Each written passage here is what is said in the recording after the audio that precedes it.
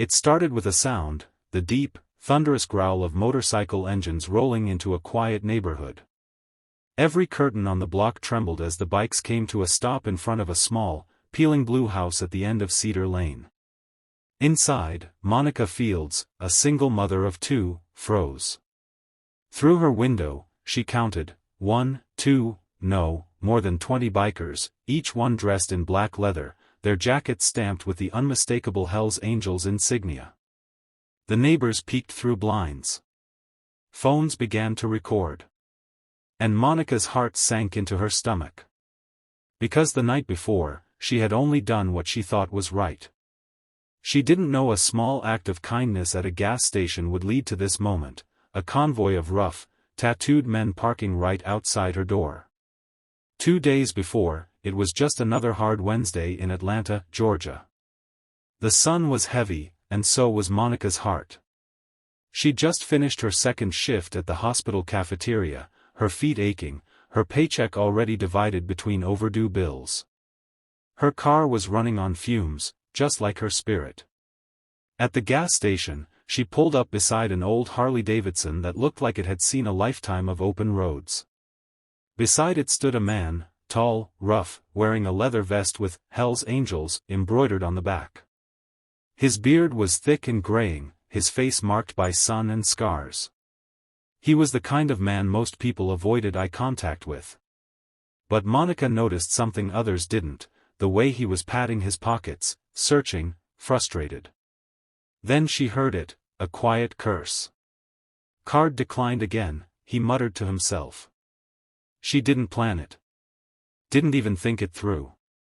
Her heart just moved before her mind did. You need a few gallons? She asked softly. The man looked at her, startled, suspicious even. What? Gas, she smiled faintly. Let me cover it. I know what it's like to be stuck. He frowned. Lady, you don't have to. I know, she said. But I want to. She swiped her card and filled his tank, maybe $20 worth, not much, but to her, it meant skipping dinner. The biker just stared at her like she'd spoken another language. Nobody does that. Not for me. Not for us. Maybe it's time someone did, she replied. When the tank clicked full, he hesitated, then reached into his vest and pulled out a small silver coin, engraved with an angel and a skull. He pressed it into her palm. Keep it, he said. You never know when kindness might come back. Monica smiled, pocketed the coin, and drove away. She didn't even catch his name. The next evening, as the sun dipped behind the Georgia pines, Monica heard it, that same thunder again. At first, she thought she was imagining things. But then came the roar, closer this time. One bike. Then another. Then a dozen. The neighborhood went still.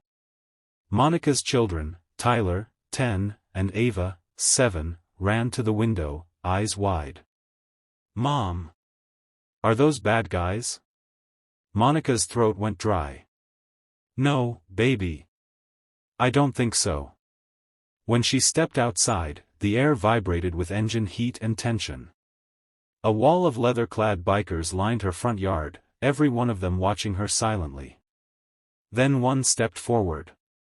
It was him, the man from the gas station. Only now, he wasn't alone. Behind him stood men and women, old, young, each one carrying that same emblem of the winged skull. Miss Fields, he called out, voice low but kind. How do you know my name? She stammered. He smiled faintly. Check the station security cam. Didn't mean to scare you, but we had to come. She took a shaky breath. Why? He nodded to his crew. A few of them stepped forward, carrying boxes, groceries, toys, a brand new car battery, and an envelope sealed tight. The man continued, his voice cracking slightly. You didn't know this, but that night, I was riding to say goodbye to my son. He's been in the hospital. I didn't even have gas to make it there. If you hadn't stopped me, I wouldn't have made it in time. Tears welled in Monica's eyes. Oh my God. I told the boys what you did, he went on. How a stranger showed me grace when the world looked at me like trash. And they all agreed, we're not letting that kindness go unpaid. He handed her the envelope. Inside was a check, $25,000, signed H.A. Brotherhood. Her knees nearly gave out. I can't take this. You can, he said firmly. Because you earned it. You reminded us what decency looks like. Behind him, one of the bikers, a woman with a tattoo of angel wings on her arm, added, you helped one of ours. Now all of us help you. The crowd cheered softly, their deep voices echoing like thunder and redemption. Neighbors who had once judged the roaring engines now stood outside, wiping tears, realizing they were watching something beautiful, proof that kindness doesn't check colors, jackets, or reputations. That night, as the bikers rode off into the dark horizon, Monica stood on her porch holding her children close. In her pocket, she still kept the silver coin, warm now from her hand, a reminder that every small act of kindness sends ripples far beyond what we see. And sometimes, the loudest hearts hide beneath the roughest jackets.